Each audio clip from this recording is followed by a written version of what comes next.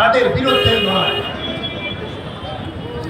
গোটা রাজ্য জুড়ে আপনারা দেখেছেন বাংলা বাঁচাও যাত্রাকে সামনে রেখে হাজার হাজার গরিব মানুষ এই মিছিলকে স্বাগত জানাচ্ছে। মিছিলে আসতে পারছে না, লম্বা মিছিল চলে যাচ্ছে। মাঠে যারা আছে আসতে পারেনি, মেঘ করেছে, ধান না তুললে ধান নষ্ট হয়ে যাবে। মা বোনেরা আসতে পারেনি, মিছিল চলে যাচ্ছে, আলুটা বসাতে হবে। ওরা দূর থেকে হাত তুলে সংবর্ধনা দিচ্ছে, আশীর্বাদ করছে। আমরা মিছিলে যেতে পারিনি, কিন্তু লাল ঝান্ডার মিছিলে আমরা আছি। লাল ঝান্ডায় আমরা হাঁটুন, আপনারা হাঁটুন, আমরা পিছনে আছি। কাজটা বন্ধ হলে, কাজটা শেষ হলে আমিও লাল ঝান্ডার পিছনে যোগ দেব। এই হচ্ছে গোটা রাজ্যের বাংলার মানুষের ভাবনা। আজকে বাংলাটাকে কোথায় দাঁড় করিয়েছে আজকে জিজ্ঞেস করতে হবে, ওদের এমপিদেরকে জিজ্ঞেস করতে হবে, পার্লামেন্টে যারা গেছে তাদেরকে জিজ্ঞেস করতে হবে। এই বাদুড়িয়ার মানুষ, খোলাপোতার মানুষ, আপনারা অনেক আত্মপ্রত্যয় নিয়ে ওদেরকে জিতিয়েছেন। মনে করেছিলেন লাল ঝান্ডার চাইতে বামের চাইতে আর একটু উন্নত কিছু পাবো, ভালো কিছু হবে, সেজন্যই আপনারা জিতিয়েছিলেন। তাদেরকে জিতিয়ে পাঠিয়েছেন।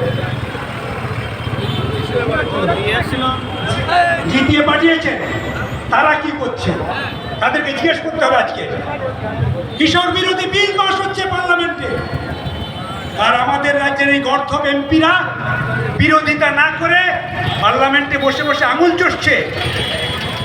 কেন জিতিয়েছিলেন আপনারা? আমাদের বিশ্বাস ছিল, ভরসা ছিল এই এমপিরা বাংলার হয়ে লড়বে, বাংলার কৃষকের জন্য লড়বে, কৃষকের ছেলে মেয়েদের জন্য লড়বে, গরিবদের জন্য লড়বে, ক্ষেত মজুরদের জন্য লড়বে, ছোট ব্যবসাদারদের জন্য লড়বে। এই ভরসা নিয়েই তো আমরা পাঠিয়েছিলাম তাদেরকে। কিন্তু পার্লামেন্টে বিল পাস হয়ে গেল, তারা কেউ বিরোধিতা করলো না। বিদ্যুৎ বিল পাস করলো পার্লামেন্টে, জনস্বার্থ বিরোধী বিল। ওরা তো জানে ভারতবর্ষের অন্য অন্য রাজ্যে যেভাবে কৃষকের সংখ্যা আছে, কৃষকের জমি আছে, পশ্চিমবঙ্গে সেরকম নেই। পশ্চিমবঙ্গের সবচেয়ে গরিব কৃষকের বাস। ছোট মাঝারি কৃষক, 1000 বিঘা জমি কাউকে খুঁজে পাবেন না, কিন্তু ভারতবর্ষের অন্য রাজ্যে হাজার হাজার বিঘা জমির মালিক এখনো আছে। তাহলে ওই বিলটা পাস হলে সবচেয়ে বেশি ক্ষতিগ্রস্ত হবে, আক্রান্ত হবে আমাদের রাজ্যের কৃষক সমাজ, আমাদের রাজ্যের মানুষ।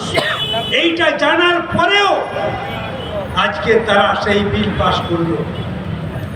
বিদ্যুৎ বিল পাস হয়ে গেল, কি লাভ হলো? কাদের ক্ষতি হলো? কারা আক্রান্ত হলো? আমাদের রাজ্যের কৃষক বড় লোকদের জমি কেড়ে গরিবদের কাছে দিয়েছে। জমির লড়াই হয়েছে, বিরাট লড়াই। সেই লড়াইয়ের ফলে বড় লোকদের জমির আল ভেঙে গরিবদেরকে দেয়া হলো। গরিব মানুষ জমি পেল, যে জমিতে চাষ হতো না, উলু খাগড়া ছিল, জলা জমি ছিল, কিন্তু পেটের ভাত হতো না। সেই জমিটা যখন গরিব মানুষ পেল, তার গতর নিংড়ে দিল সেই জমিতে, রাত দিন সেই জমিতে পড়ে থাকলো। সেই জমিতে একদিন দুদিন ফসল ফলতে ফলতে জমিটা সোনার ফসলে পরিণত হলো। আজকের আমাদের রাজ্য খাদ্যে 1 নম্বর জায়গা দখল করলো। কেন? আপনাদের জন্যে। প্রান্তিক কৃষক, ক্ষেত মজুর, গরিব মানুষের জন্য আমাদের রাজ্য খাদ্যে আজকের 1 নম্বর জায়গা দখল করেছে। এ হকদার হচ্ছেন আপনারা। আপনাদের শ্রম, আপনাদের গতর, আপনাদের বুদ্ধি, আপনাদের পরামর্শ আমাদের রাজ্যকে খাদ্যে 1 নম্বর জায়গায় নিয়ে গেল। সেই রাজ্যের কৃষক আজকের ভুলণ্ঠিত হচ্ছে। সেই রাজ্যে আজকের বিদ্যুৎ বিলে সবচেয়ে বেশি আক্রান্ত হলো। বিদ্যুৎ বিল পাশ হওয়ার ফলে আমাদের রাজ্যের মানুষ সবচেয়ে বেশি ক্ষতিগ্রস্ত হল। আমরা বলেছিলাম এই বিল আমরা মানি না, এই বিল প্রত্যাহার করতে হবে। মমতা ব্যানার্জি এদিক ওদিক তাকিয়ে দেখলো ভাবগতি খারাপ, রাজ্যে বড় বড় মিটিং করে বলা শুরু করলো বিদ্যুৎ বিল আমার রাজ্যে আমি চালু করব না। আমি আছি, মুখ্যমন্ত্রী কথা দিয়ে যাচ্ছি, আমার রাজ্যে কখনো বিদ্যুৎ বিল চালু আমি করতে দেব না। তারপরে কি দেখলাম, ওই মমতা ব্যানার্জির অফিসাররা, বিদ্যুতের অফিসাররা একবার দোকানে দোকানে, অফিসে অফিসে স্মার্ট মিটার নিয়ে ছুটে ছুটে যাচ্ছে, স্মার্ট মিটার লাগিয়ে দিচ্ছে। স্মার্ট মিটার যখন লাগানো শুরু হয়েছে, লাল ঝান্ডা পরামর্শ দিল, আমরা বললাম আপনার লড়াই এটাকে থামাতে পারে, আপনার অধিকার এটা, আপনাকে আটকাতে হবে। গোটা রাজ্যের মানুষ একজোট হয়ে যেখানে যেখানে অফিসাররা গেছে সেখানে সেখানে মানুষ তাদেরকে ঘেরাও করেছে, স্মার্ট মিটার ফেলে দিচ্ছে, স্মার্ট মিটার চাই না, ওরা ঘেরাও হয়ে যাচ্ছে। চারিদিকে গরিব মানুষের লড়াই, কৃষকের লড়াই টকবক করে ফুটছে, ওরা আর স্মার্ট মিটার বসাতে পারছে না। শেষ পর্যন্ত মমতা ব্যানার্জিদের যে খারাপ অবস্থা, আর উপায় নেই, এটাকে আটকাতে হবে, বন্ধ করতে হবে। বিধানসভা বসার সুযোগ পাইনি, ক্যাবিনেট বসানোর সুযোগ পাইনি, ওই রাতেই রাত 12টার পরে অফিসারদের ডেকে বললো মিটিং পরে হবে, খুনি তোমরা একটা নোটিশ জারি করে দাও যে না স্মার্ট মিটার বসানো হচ্ছে না। নোটিশ পেয়েছেন তো? তারপরে কিছুদিনের জন্য সেটা আটকাবে কেন? আরে তুমি চালাকি করছো, ওটাকে আজকে আটকে দিলে কাল তো আবার চালু করবে তুমি, কারণ বিল তো পাস করেছো তুমি, পার্লামেন্টে বিল পাস করার সময় তুমি সাহায্য করেছো, আর আজকের এখানে মানুষকে বোকা বোঝাচ্ছ। আমরা মনে করি না পশ্চিমবঙ্গের মানুষ বোকা, পশ্চিমবঙ্গের মানুষ, পাতুড়িয়ার মানুষ, কোলাপতার মানুষ রাজনীতিতে এক ধাপ এগিয়ে, অন্য রাজ্যের তুলনায় আপনারা অনেক বেশি চিন্তা করেন দেশ সম্পর্কে, জাতি সম্পর্কে, রাজ্য সম্পর্কে, সমাজ সম্পর্কে। আপনারা বুঝেছেন বলে আজকে লড়াই করেছেন, আর সেই লড়াইতে আপনাদের জয় হয়েছে, জয়, এই একটা জয় আপনাদের। এইরকম আগ্রাসী মনোভাব মুখ্যমন্ত্রী, সন্ত্রাসী মুখ্যমন্ত্রী, তাকে পিছু হটতে বাধ্য করেছেন আপনারা। কারো কথা মানে না, আইন মানে না, কিন্তু আপনাদের লড়াই, আপনাদের সংগ্রাম তাকে পিছু হটতে বাধ্য করলো। আমরা স্মার্ট মিটার মানি না, শেষ পর্যন্ত বন্ধ করিয়ে ছাড়লেন আপনারা। এই হচ্ছে লড়াই। গরিব মানুষ যদি জোট বাঁধে, কৃষক যদি জোট বাঁধে, ছাত্র যুবতী জোট বাঁধে, তাহলে যত বড়ই সন্ত্রাসবাদী হোক না কেন তাকে পিছু হটতে হবে। আপনাদের লড়াই সংগ্রাম সেই ইতিহাস তৈরি করেছে, সেই শিক্ষা দেয়, সেই জন্য যে আপনাদের এত নাম। আপনাদের জন্যই আমাদের রাজ্যটা এগিয়েছে। আমাদের রাজ্যে শিক্ষা বিল লাগু হচ্ছে, দেশের শিক্ষা বিল পাশ হয়ে গেল, বিরোধিতা হলো না। জিজ্ঞেস করতে হবে যে শিক্ষা বিল তোমরা পাশ করে দিলে তাতে আমার কি লাভ হবে, ক্ষেত মজুরের কি লাভ হবে, গরিবের কি লাভ হবে, প্রান্তিক চাষির কি লাভ হবে, ছোট ব্যবসাদারের কি লাভ হবে? আর ওই বিল পাশ হলে গ্রামে গঞ্জে গরিব মানুষ সরকারি স্কুলে যাবে না, সরকারি স্কুল তুলে তুমি বেসরকারি স্কুল চালু করবে। কেন? কারণ ওটা হচ্ছে RSS এর স্বপ্ন।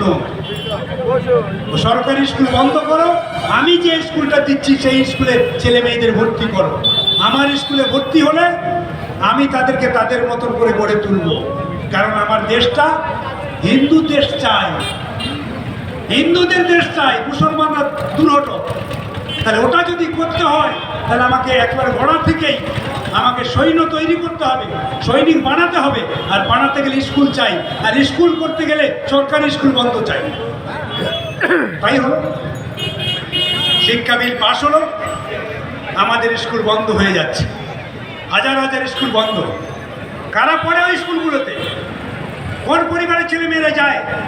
আমার আপনার ঘরের ছেলেমেয়েরা ওই স্কুলে যায়, গরিব ঘরের ছেলেমেয়েরা ওই স্কুলে যায়। ওই স্কুলটা বন্ধ করতে হবে, কিন্তু আইন করলেই তো বন্ধ করা যাবে না। পশ্চিমবঙ্গে প্রচুর স্কুল আছে, হাজার হাজার স্কুল, পাড়ায় পাড়ায় স্কুল, সন্দেশখালীর মতন জায়গাতে দ্বীপে দ্বীপে 8টা 10টা করে স্কুল। ওই স্কুলে গরিবের বাচ্চারা যাচ্ছে, ওটা তো বন্ধ করতে পারবো না। তাহলে কি হবে?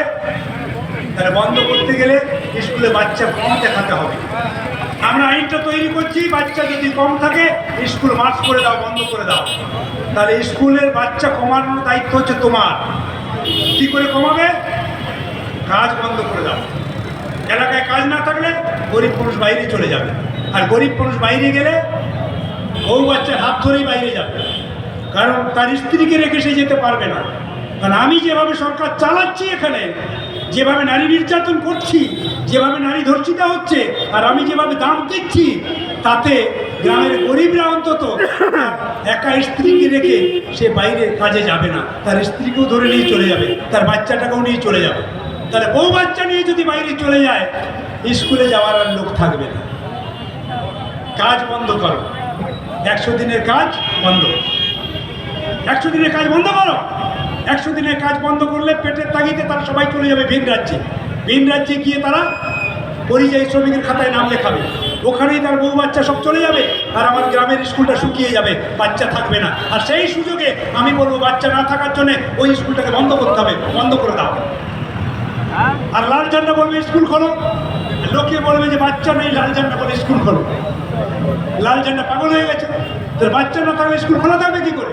আপনাদের কি মনে হয় দেশটা এগোচ্ছে না পিছোচ্ছে? জনসংখ্যা বাড়ছে না কমছে? তাহলে বামফ্রন্টের সময় হাজার হাজার স্কুল আপনারা করলেন, আপনারা করেছেন। বামফ্রন্টের নেতারা বলতো জায়গা কোথায়, জমি কোথায়, কে দেবে? আপনারা বলতেন যে জমি আমি দেবো, আমি ভাগ চাষি আমি দেবো, বর্গাদার আমি দেবো, পাট্টাদার আমি দেবো, ছোট চাষি আমি দেবো। সব মানুষ এগিয়ে এসছে স্কুলের জন্য জমি দিতে, তাই আজকের হাজার হাজার স্কুল গড়ে উঠেছে। সেই স্কুলগুলোতে বাচ্চার জায়গা হতো না, বাচ্চা ধরতো না, আর সেই স্কুলগুলো শুকিয়ে যাচ্ছে। এই চাতুরিটা আমাদেরকে বুঝতে হবে, এই চালাকিটা আমাদের বুঝতে হবে। স্কুল বন্ধ করে দিচ্ছে, এমনি এমনি বন্ধ হচ্ছে না। ভুল পথে আমার পেটে লাথি মারছে, ভুল পথে আমার কাজ কেড়ে নিচ্ছে, ভুল পথে আমাকে পরিযায়ী করে দিচ্ছে, ভুল পথে আমাকে বিভাজন করছে। এক পরিবার থেকে বিভাজন হয়ে যাচ্ছে আমরা। একটা ছেলে বাইরে থাকছে, কাজ করছে, আর বৃদ্ধ বাবা মা এখানে থাকছে। দুজন পরস্পর থেকে অনেক দূরে থাকছে, কেউ কাউকে দেখতে পাবে না। এই পরিবেশ তৈরি করো, সেই পরিবেশ তো তৈরি হয়েছে। এই চালাকি করে স্কুল বন্ধ করছে। 100 দিনের কাজ চালু হলে আবার লোক ফিরে আসবে এলাকায়, আবার তার সন্তানটা স্কুলে যাবে, আবার স্কুল খোলা হবে, আবার স্কুল পড়বে, স্কুলে বাচ্চারা পড়বে। তখন আবার যদি লাল ঝান্ডা ফিরে আসে, আবার যদি গরিব মানুষের জোট তৈরি হয়, গরিব মানুষ চাইলেই সেটা হবে। গরিব মানুষের জোট সন্ত্রাসকে মোকাবেলা করতে পারে, সেটা আমরা দেখেছি। জমির লড়াই তো আপনারা করেছেন, যোদ্ধা জমিদারদের বিরুদ্ধে তো আপনারা লড়েছেন, লড়ে আপনারা জমি উদ্ধার করেছেন। সেই জমিতে স্কুল, সেই স্কুল আজকে বন্ধ হচ্ছে। এই জবাব চাইতে হবে ওদের কাছে। তারপরেও তারা দেখছে যে স্কুল বন্ধ করে নিরক্ষর করো, ICDS প্রকল্পের টাকা কমাও, গ্রাম বাংলাতে অপুষ্টির সংখ্যা বেড়ে যাক। আর অপুষ্টির সংখ্যা বাড়লে ওরা নেগারা সন্তান যদি জন্মায়, তাই কি তারা ব্যস্ত থাকবে? নিজে যা রোজগার করছে সেই রোজগারের সব টাকা চলে যাবে তার সন্তানের পিছনে, আর আমরা চুরিদারি কি করছি সেটা নিয়ে কেউ ভাবতে পারবে না। ভাবতে পারবে? এভাবেই আক্রমণটা নিচে নামাচ্ছে। আজকের গ্রাম বাংলাতে আবার কম ওজনের সন্তান বাড়ছে। আমাদেরকে এই দিকটা নজর রাখতে হবে। তারপরেও তারা নতুন নতুন পরিকল্পনা করছে যে পশ্চিমবঙ্গ কেন, গোটা দেশের গরিব মানুষের শ্রম চাই, শ্রম। গতর লুট করতে হবে, গতর লুট করতে না পারলে কোটিপতিদের টাকা বাড়বে না। যারা টাকা দিয়ে মোদিকে জেতালো, তারাই মোদিকে এসে বলছে যে আমরা তো তোমাকে জিতিয়েছি, কোটি কোটি টাকা খরচা হয়েছে, কিন্তু এখন আমাদের টাকা চাই, শ্রম চাই, শ্রম, গতর চাই, গতর। 8 ঘন্টা কাজ করে লোক আমাদের দেশে, সারা পৃথিবীতে, কিন্তু আমি 8 ঘন্টা হলে আমাদের পোষাবে না, ওটা 12 ঘন্টা 14 ঘন্টা করতে হবে। কিন্তু আমরা যদি 12 ঘন্টা 14 ঘন্টা কাজ করাই, তাহলে লোক আমাদের বিরুদ্ধে আন্দোলন করবে, লড়াই করবে।